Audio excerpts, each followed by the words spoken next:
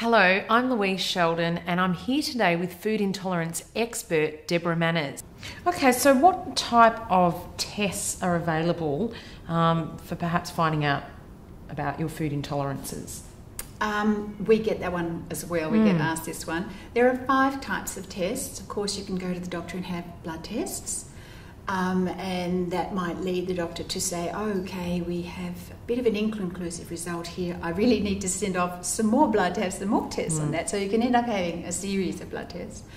There are breath tests, and they can be quite useful for noticing sugar intolerances, lactose and fructose.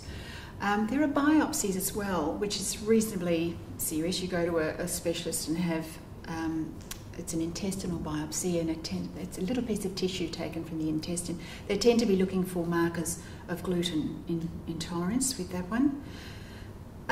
There are also the stool tests, which are the most recent DNA testing, and they're looking for markers of either fructose, hereditary fructose intolerance, or gluten.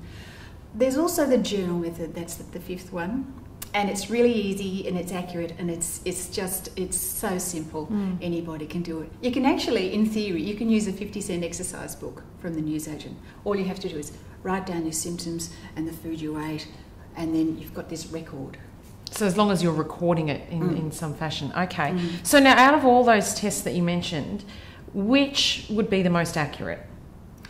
You know, they're all accurate. And clinical testing is certainly very accurate, but sometimes it's too accurate. Sometimes it's giving you all kinds of results, 300 or 400 results of different antibodies. You might only need 4. So there's a little bit too much information sometimes comes out of those things, and you rely on your doctor to interpret those kinds of results. Breath testing can be accurate, or it can be a little bit iffy.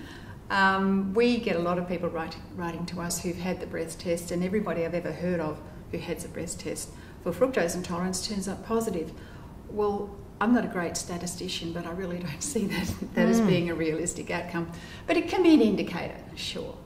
The accuracy, I suppose, of the journal is the main thing. People come to us though, and they still say, look, I've had all these tests done, paid all this money, I'm following all the advice, and I've still got all these symptoms. What's going on? Can you help me? And we just point them to the journal every time. And your symptoms don't lie. That's the whole thing of it.